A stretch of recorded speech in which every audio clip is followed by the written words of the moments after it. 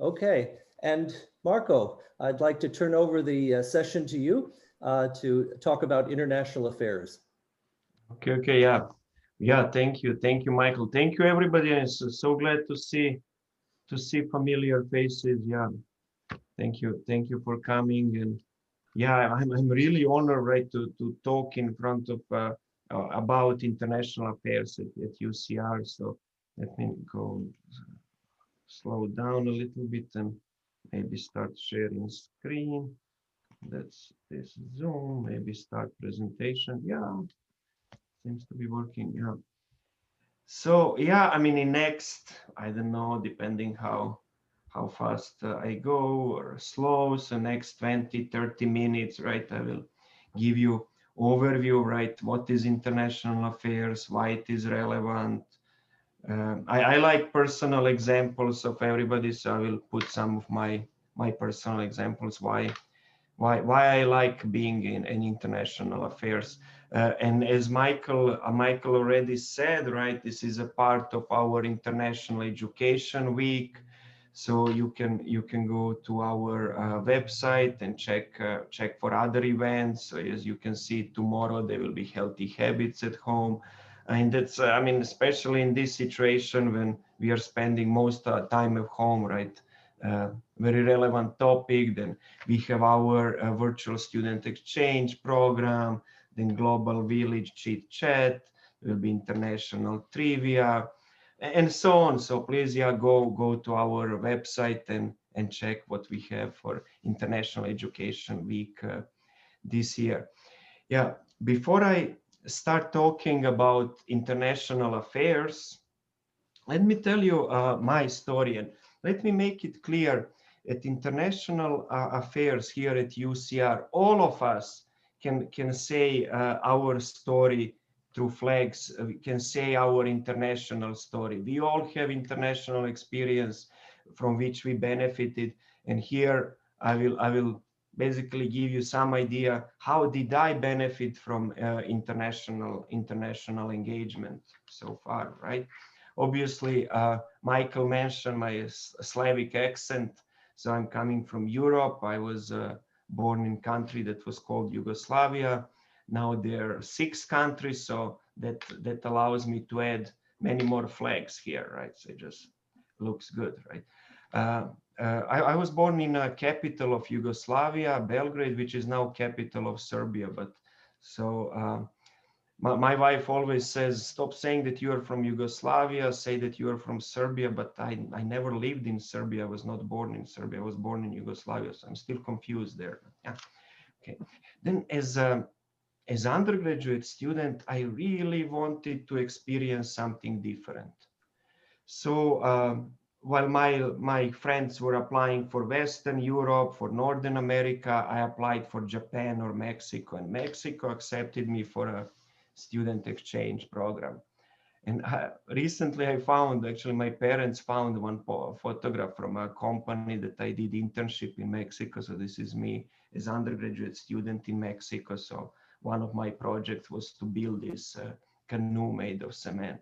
And you can imagine, for a person coming from Europe, spending 6 months in Mexico, that is what is real life change experience.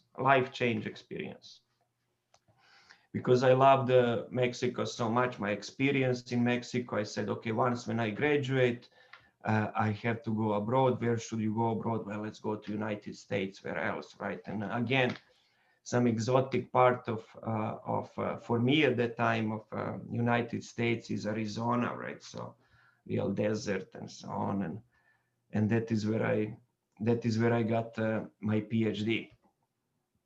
It's not only education, right? It so happened that in Arizona, I met a Korean lady. She's now my wife already 16 years, right? But also it so happened that my brother decided to leave Europe. Now wife and I live in California, and my brother with his family, they live in Emirates, right? So just my family is all around the world, right? Parents in Europe, in-laws in Asia, brother in his family in Middle East. Let me talk more about professional things. So yes, I went to my first professional exposure was in Mexico, then a graduate student in United States. Then I became a professor and started to get international projects. So this is from some of my projects in India. So these projects were sponsored either by Indian government, either by US government, some other recruitment efforts and establishing connections in India, also in Sri Lanka. I keep on saying to our engineering students how say scientists study the world as it is and engineers create the world that never has been. I kept on international engagement, major projects in Chile, right, with their government. I mean, they live in similar environment like California, just on the southern hemisphere. So a lot of my knowledge about weather I could apply to Chile. China is big, lot of projects. I keep on working right now. I have a project with Mexico on air quality. I also like playing with fire. And I also love traveling, of course, sailing a lot. I sailed, of course, across United States, Puerto Rico, Mexico, Costa Rica, Panama, US Virgin Islands, and so on. So a lot of flags, right?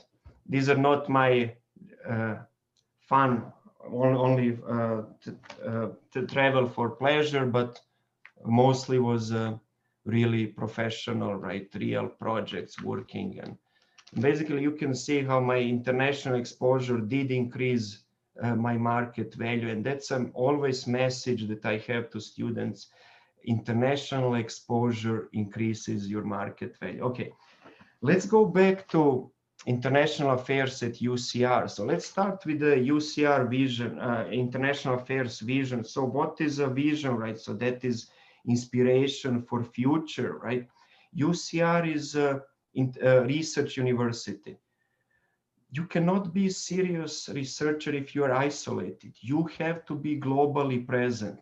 And that's why a vision of international affairs is to position UCR on a global arena. You know, this idea of a weirdo scientist working alone in lab, that does not exist for already a million years, right? So by your presence of on the global arena, we increase value of our research, and also, right, it's exchanging ideas, we develop, right, can constantly evolve our skills, knowledge, and ideas. So that's vision of international affairs. Let's go to mission. So mission is mostly explaining our daily business, right, kind of our objectives and approaches. And our mission is basically to give a global dimension to everything that UCR does, right? Teaching, research, and also public service, right? Public engagement, right? So within UCR, as you will see later, we are a hub for international activities across campus. Okay, similar thing explained a little bit differently. So you see here 4 of our focuses, but you will see they are not separated. I already mentioned research, right? There is no meaningful research if it doesn't have a global impact.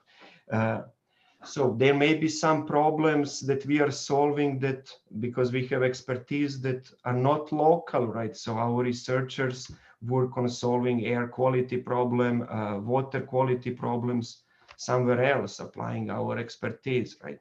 So global impact, collaboration throughout the world. Also global community. It's our goal, it's our job to make people from all around the world welcome to our campus, to our community. Also, that is where we expose them to our values like inclusion, right? They see our culture. Then it's very important to have formal connections, formal global connections with the partners that are either with similar interest or completely complementing interest, right? So we establish these global connections and we expose international students to our way of education, but also our students to education around the world. So here we have global impact, community, connections, and global education. I really like this cartoon, right, that kind of shows that if UCR is seen as a ship, right, and crew is all colleges, staff, faculty from all around, we see ourselves as a sail that propels UCR either through stormy weather or through calm weather, right? So see in a global environment. Okay, let's go to introduction of our staff. So in international affairs, we have several teams. First team is dealing with a strategic initiative and international recruitment. Then we have a team that is leading education abroad, right? So works on exposing our students to education abroad. We have basically it's called International Students and Scholars team. For clarity, I like referring to them like a team for compliance and visa, right? So they are taking care of all federal compliance, making sure our students stay in compliance, providing visa. And then we have our administration team that has communication and business and leadership. So let's maybe go one by one a little bit. So in this part, international affairs administration, right? So we make sure that we communicate with the rest of campus, that we communicate with units, that we are determining what are the needs or of other units on campus, so we can basically better engage them in international arena. And also a lot of units are not aware of what is available for them in the world. So here we are there to help them, but also we are not only internally, right? We are reaching globally, right? And looking what are global initiatives available or creating global initiatives where UCR can play a significant role, right? Then we go to our unit that deals with the strategic initiatives and international recruitment. So this unit is really hands-on, right, into the weeds with the, well, we are developing ideas in administration, of course, together with strategic initiatives. They are the ones that actually put contracts in place, that put memorandums of understanding in place with our partners all around the world. And then, of course, yeah, they are looking on promoting UCR and making sure that students from different areas are aware of what kind of programs are available at UCR, so they can come and study at UCR. Then you have education abroad program, as you saw in my story through flags. This is a life-changing experience, so I cannot repeat that enough. Now we have very few students participating in education abroad, relatively very few, right? But we don't have 10%, we don't have 15% students are participating in education abroad.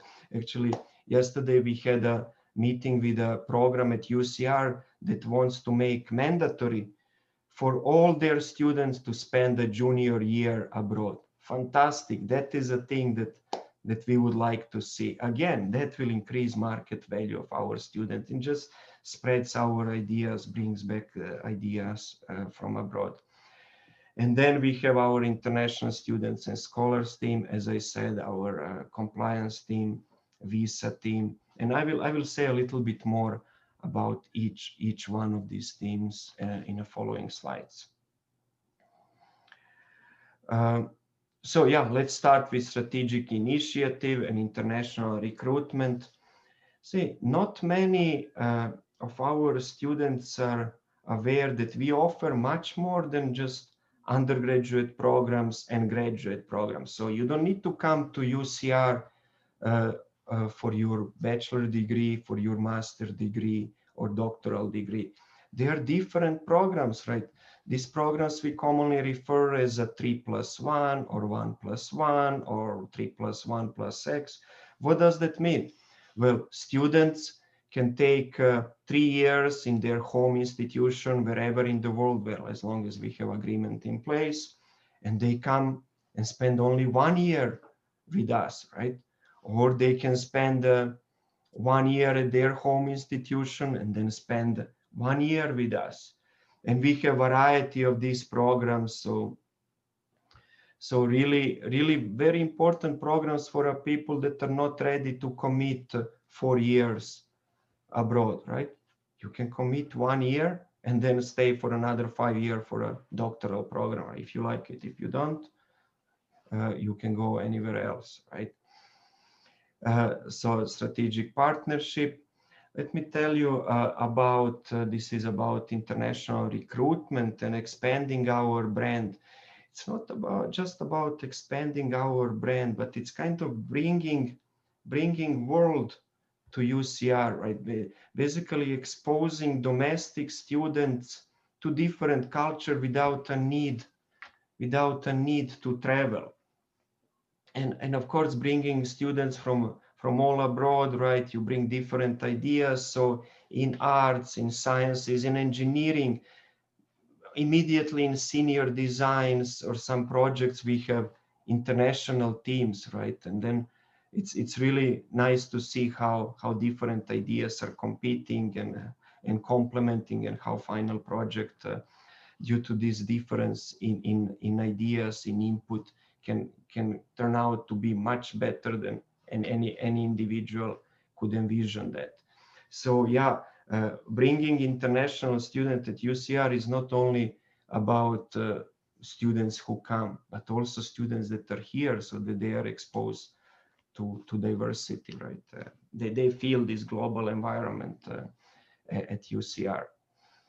And then we bring UCR to the world, right? So we enable our students to go abroad, and we have several flavors of how students can go abroad. We have so-called faculty-led education abroad program.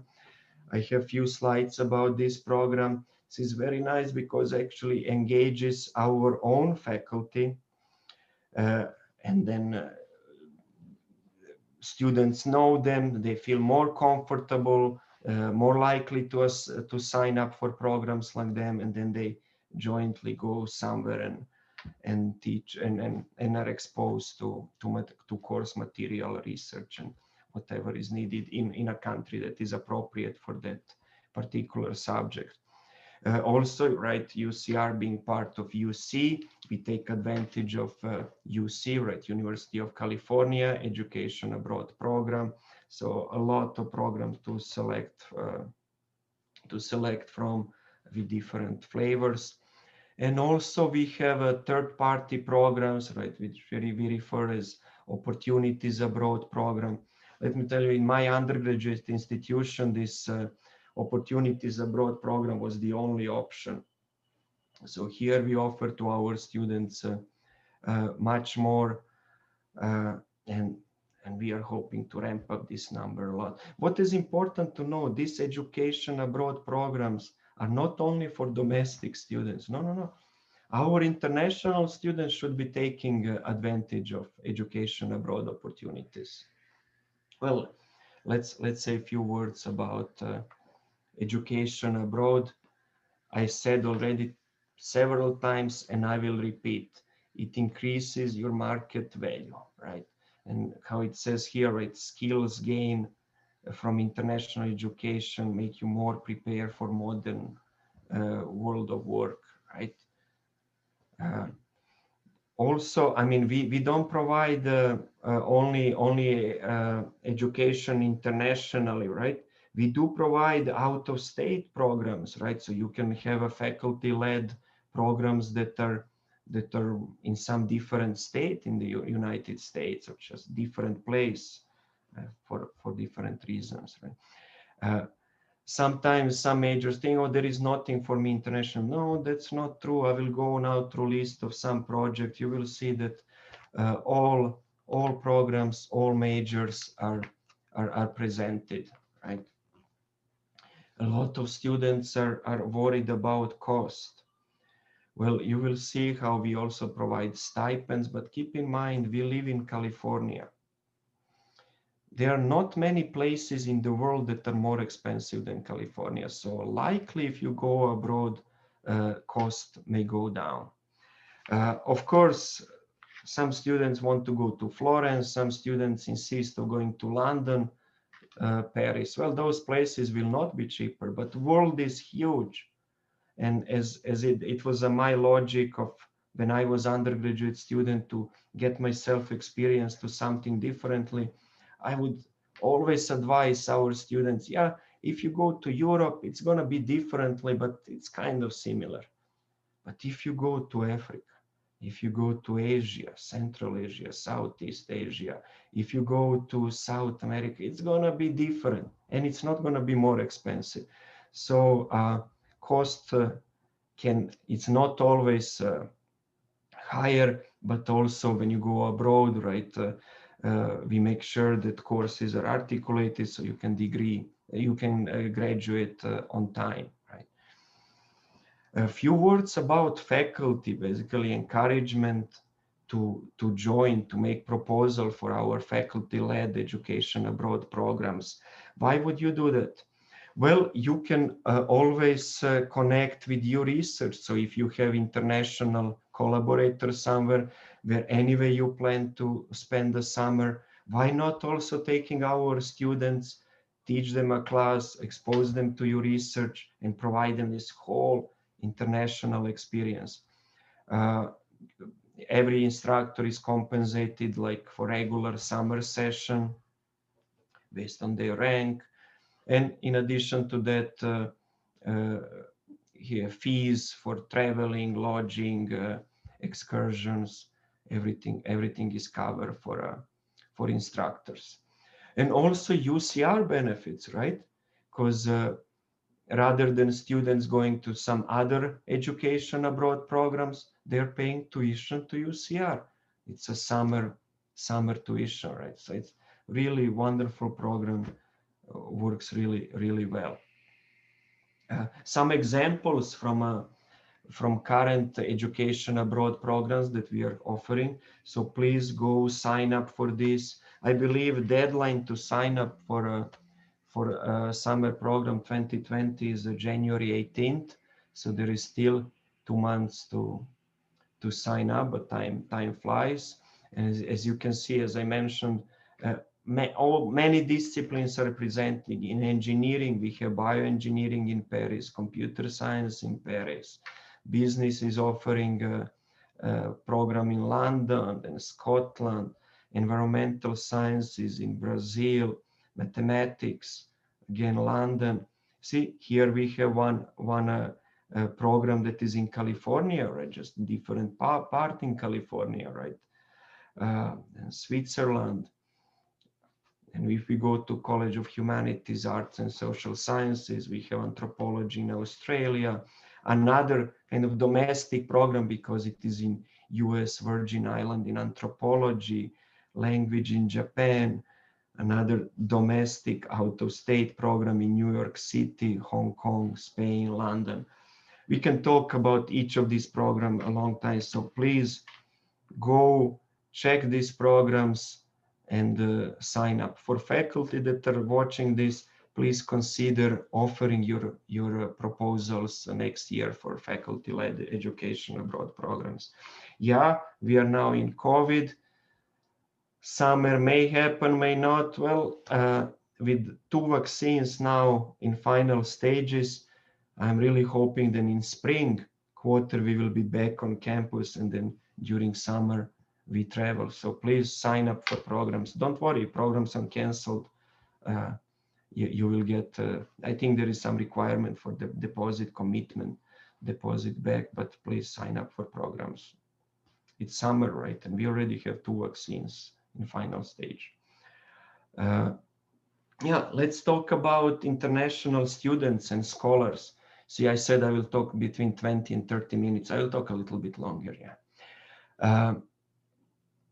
So most of our students, right, comes from China. Well, it's the biggest country, then followed up by India and many others, right? Basically, we do have students from all around the world. Most of our international students are graduate students. So there is still a lot of growth to be done in international arena, and we are pushing that really, really hard.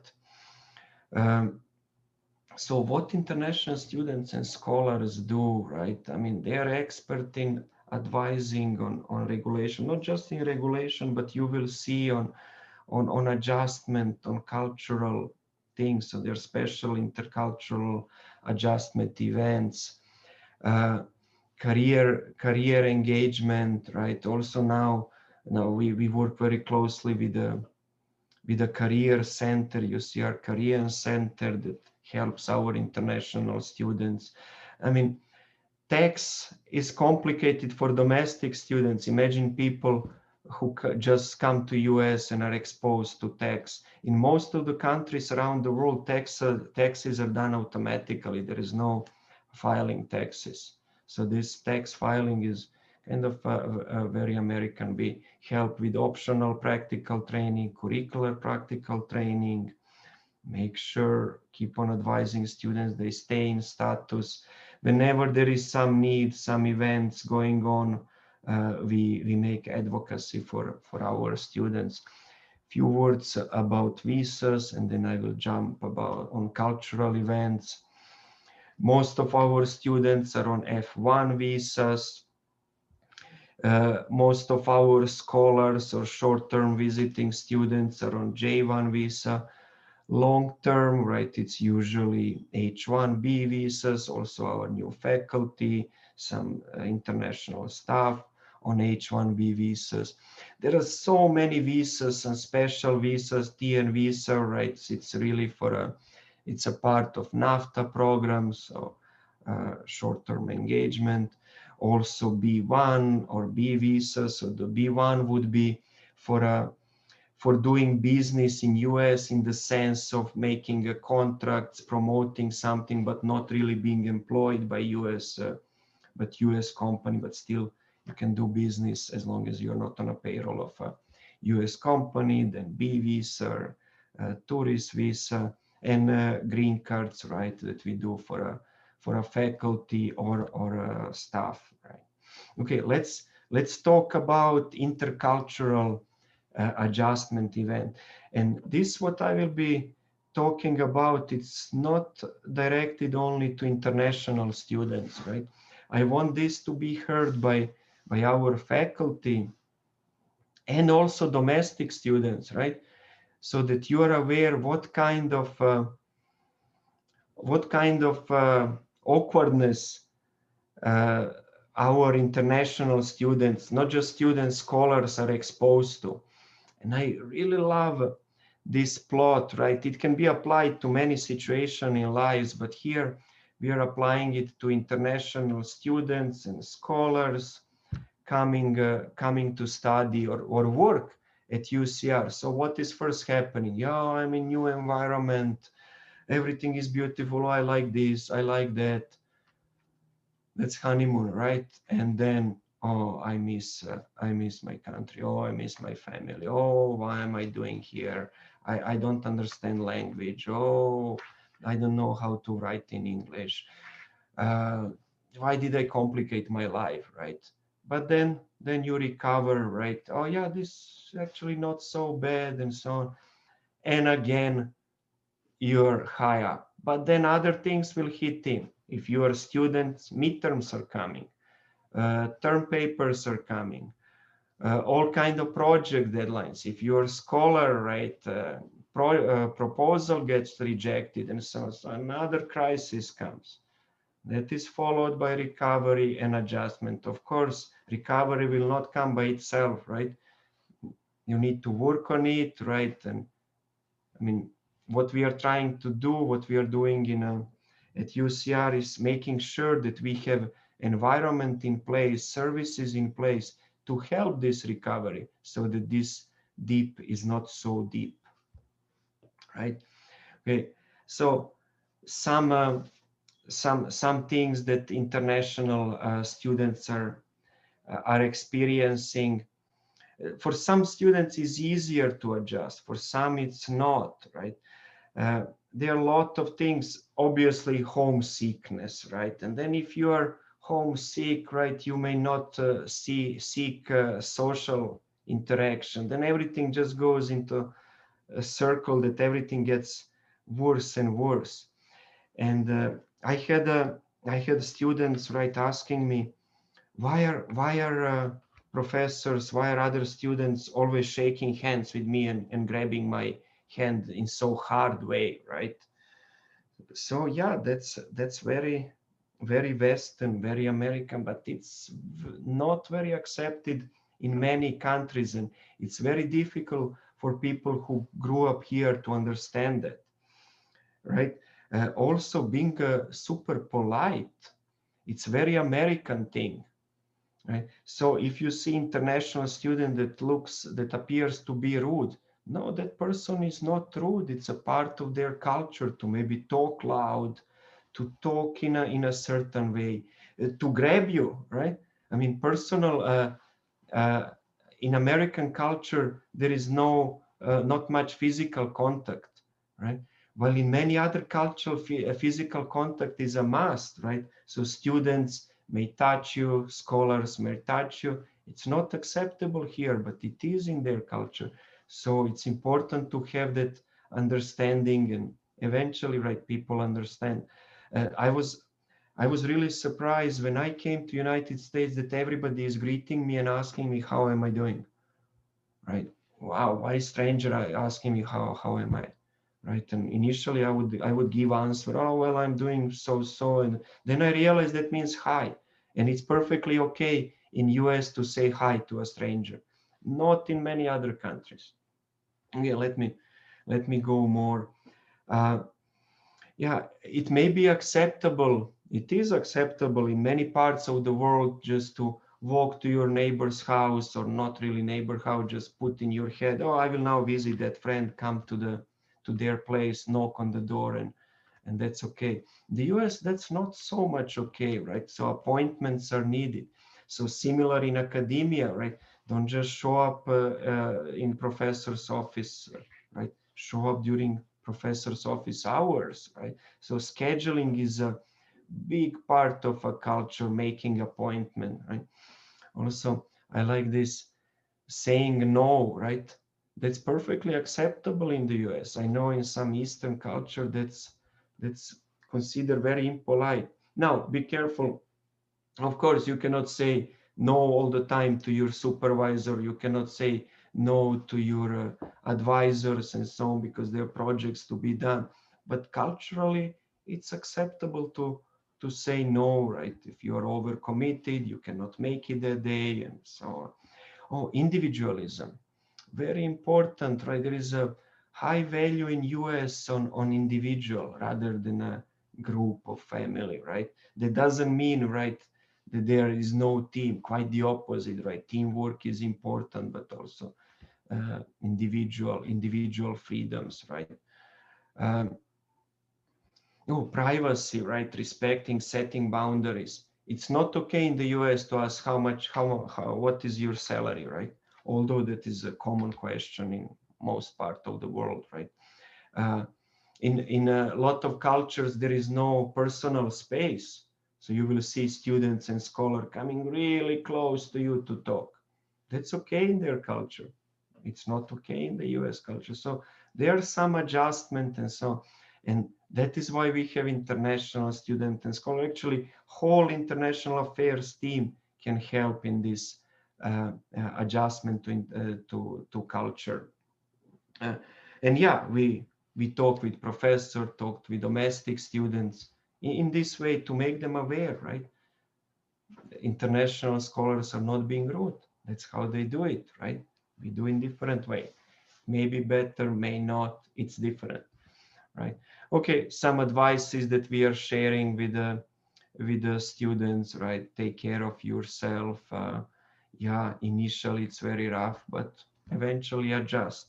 And there are resources that can help, and major resources for international people, not just international people, but people who are working with international people, is international affair. And I think I should maybe stop here. Let me just summarize. So what do we do in international affairs? We make possible for UCR to have international scholars, right? International students, staff. Also, we make possible for our students to go to education abroad. We lead this strategic international partnership, right? And yeah, we help UCR navigate through global regulations, looking for a partners, and just basically making UCR visible. So yeah, let me stop talking here, and yeah, let's start chatting. Yeah, thank you. Thank you very much, Marko, for that wonderful overview of international affairs, taking time to talk about all the different units that are involved in international affairs, their roles, and to talk about the value of internationalization, and also to just talk about the process of cultural assimilation as you go from one culture to another, and how that helps you grow. So I think this has been really a wonderful presentation. We want to thank you for your time. And now we have a little time left, so I'd be happy to open the floor to anyone who might have some questions.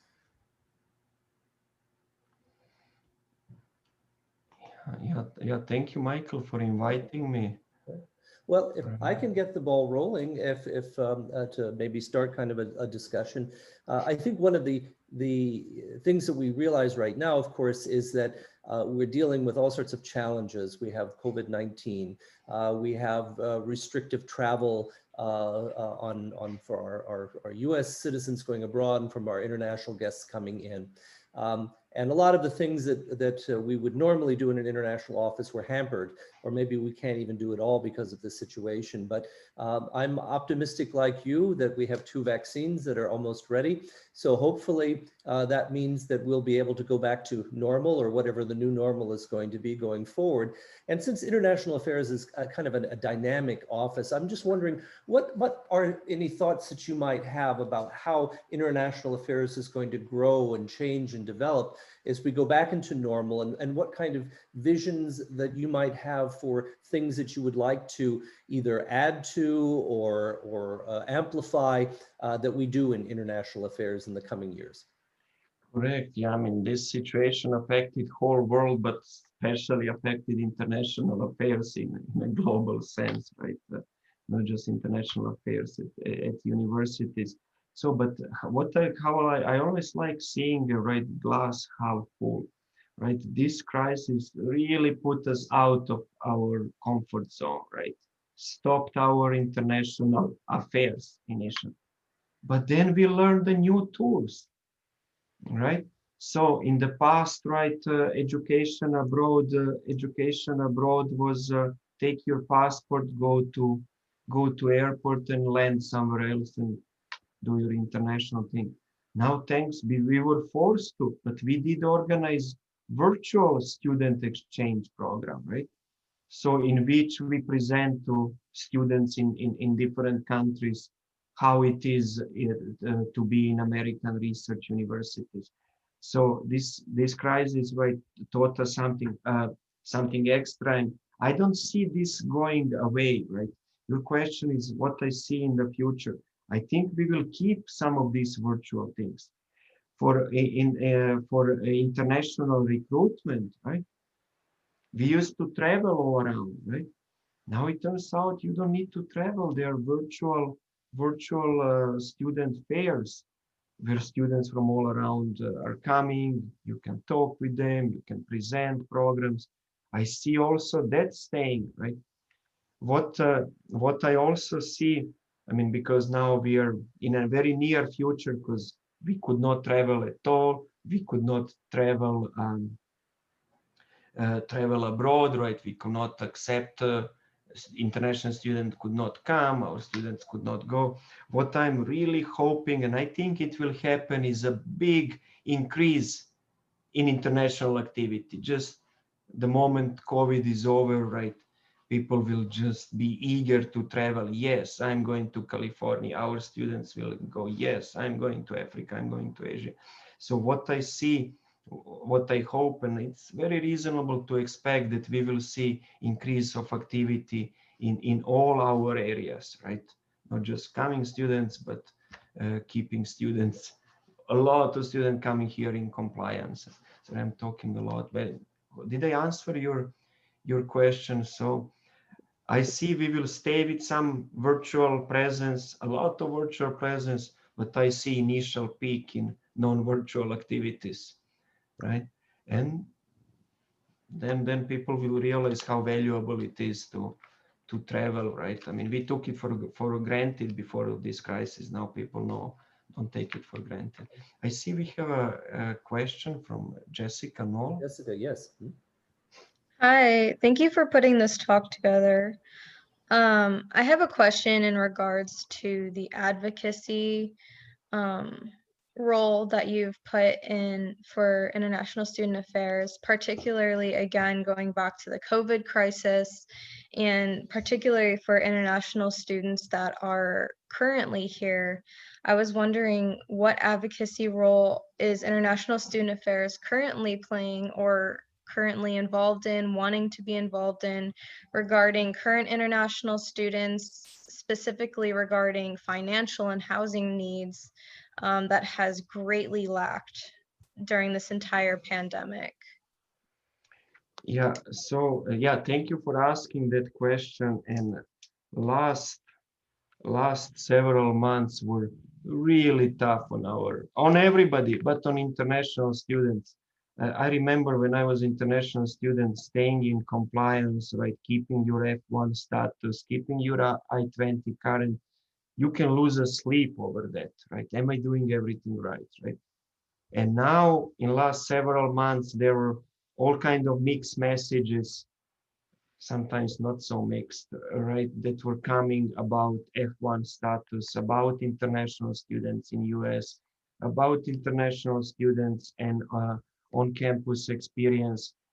So on that front, we were busy day and night contacting with the Office of the President, contacting with our representatives in Washington, D.C., to assure we find a way to protect our students from any unwanted action, right? So that they can stay in compliance. Also for our new students, well, we can talk about this for hours. As you are aware, several lawsuits were filed from University of California. So we keep us very busy and the goal. So whenever something happens, I don't know if you're an international student or not, but we first communicate to our international students, telling them that we are aware of the issue, we are looking in the issue, and we'll be keeping updating them. And it's really, really heartwarming when they recognize that, and we always get a good, good response. Thank you for caring. Thank you for caring for us from international students. Non-international students, they are not always familiar, not informed what we are doing for international students. So we get more worry from non-international students because they don't see how we help international students. Your question was about about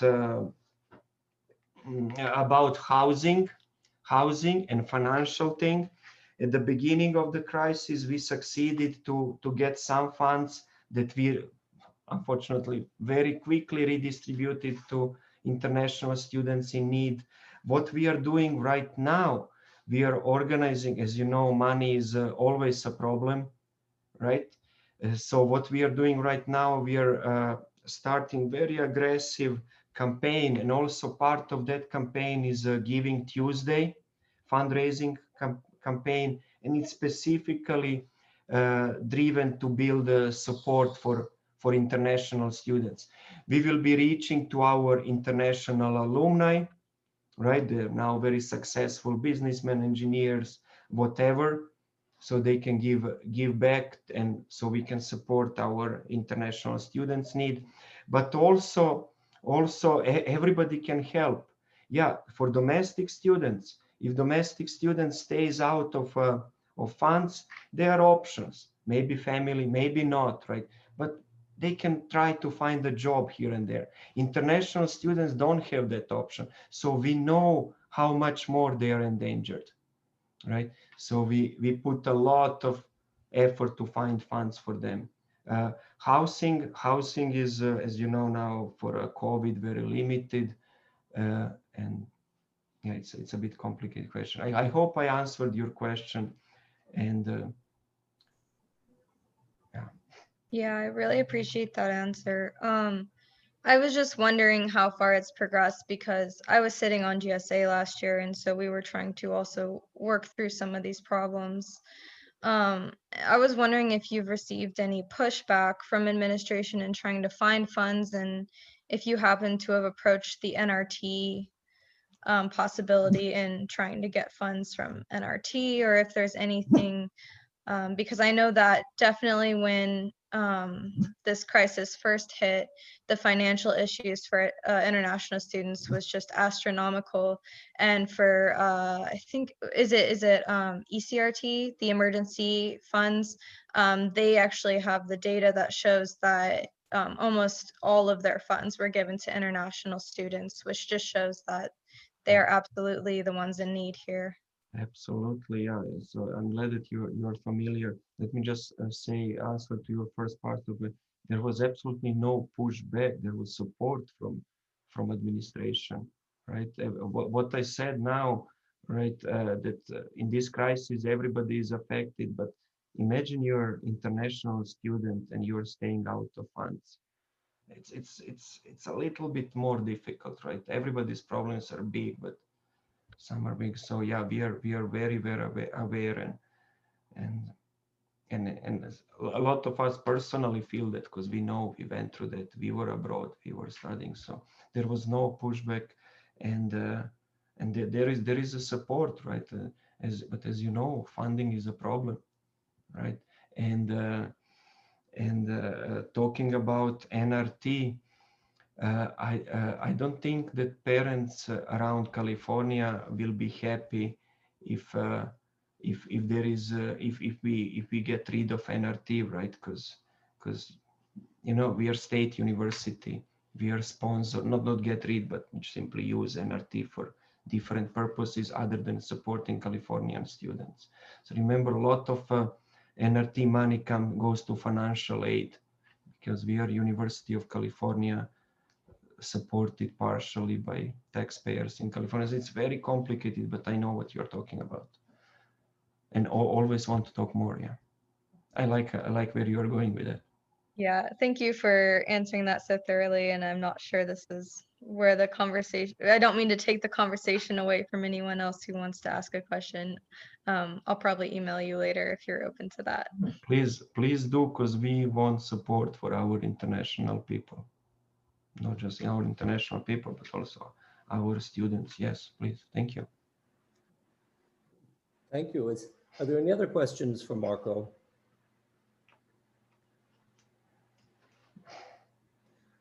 One of the things that I think you brought up, Marko, was that's so important is the role we have in communication with the senior administration about things, the advocacy piece. But we also have to keep reminding, IA has to keep reminding the university and everyone here about the special needs, not only for our international students, but also for our domestic students who are also going to be traveling internationally. I know that one of the things that we have to remember is that international students play by different rules when it comes to certain things. And we have been talking about housing. International students here had to break their leases, maybe because they had to go home because of COVID.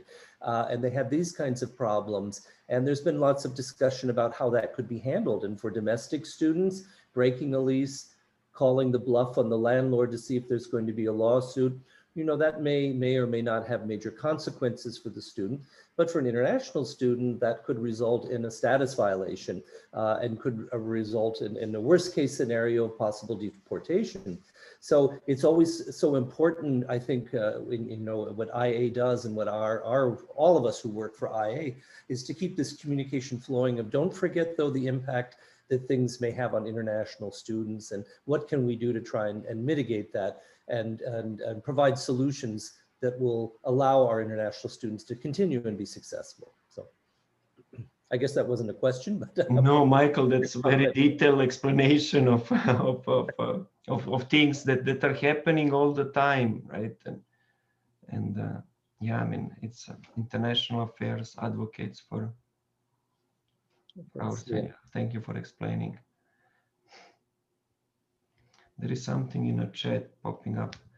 I think that now universities have supported international students during this pandemic will play a major role in future recruitment of international students as well. Not sure how you feel about that. Yeah, of course. Marko, would you mind if I turned your screen sharing off? So yeah. I forgot about that. Yeah, I'm sorry. I put your pictures there. I forgot that I'm still. I guess I can't undo it from my end. Okay. Marko, would you be able to? No? Okay. Thank you. Will the slides be shared? Yeah, of course. I mean, next question is, will the slides be shared? Yeah, of course. I mean, eyes are on us, how we treat our people in crisis, outside of crisis. Everybody's checking on us, right? So, I mean, we I guess that's a question from Jessica Knoll, or even it's not a question, it's just a comment. Yeah. But even if eyes are not on us, there are things that you should do, right? You should protect people that are endangered, right? Sean is waving. Hi, Sean. Hi, Marko. So yeah, I saw you being present. So when I mentioned Career Center, I wanted to mention your name, but I did not. So thank you for being here. Well, I appreciate that, and I appreciate this presentation. Just full of great information and just a really great overview and reminder. And you really took me through a journey of my own international experience. So yeah, thank you for that. My question for you though is, I mean, is there something, maybe any of your team, is there something that you wish staff would know when working with international students that yeah. Well, staff should know whatever international staff in international affairs know, right? I mean, without repeating myself, so I kind of did not go through everything that I had on slides about cultural differences, expectation, anxieties. That's it. It's a little bit different for international people, right? So just understanding, and that's really important. They're not being rude. Well, sometimes I guess they are rude, right? But that's true for anybody. But just being allowed, kind of insisting on something, that's really part of culture, right? I mean, yeah. Now, let me not mention parts of the world, right? But sometimes it's the way how they talk, they negotiate. So there's a lot of cultural understanding, cultural training. We know it's a difficult to train staff and faculty about diversity within US, right? From different socioeconomic statuses, through different ethnicities and so on. But now add on top of that people from all around the world. It's another level of complexity. And then, I mean, understanding, having understanding for English being a second language, it's a major thing. And actually at universities, that's always accepted. I never had a problem with my accent at university, which is not the case somewhere else, right? So somehow it happens, people at university understand the accents, but sometimes somewhere else they don't, right? And it's just I think they don't want to try, but people at university know that. Really helpful, means a lot, right? Especially in your first year abroad. Oh, it's so difficult to speak a foreign language. So having understanding and Yeah. Kelly? Marko, can I just add, I think one of the things that sometimes people don't know is that international students aren't really eligible for federal financial aid or anything. They have to submit a lot of proof of finances up front before they're even eligible to be issued a visa to come to the United States. And a lot of them are required to stay in a certain number of units each quarter, even if they're not doing well in a class, which is a little bit different from, domestic students are here. So they have a lot of, compliance related rules and regulations that they have to navigate on top of the cultural adjustment and navigating a new area and a new culture and probably in a new language. And so that's something that sometimes people aren't as aware of. And Marko, as you correctly mentioned, they also have to file taxes in a way that's different from us here in the United States. Nobody likes to file taxes at all, anywhere, everywhere.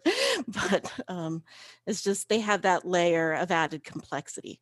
And trust me, when you land in US, you don't think that year from now you will have to file taxes. And if you don't, there's serious penalties, right? And just, no, I'm international students. I don't need to file taxes. Yeah, you better do, right?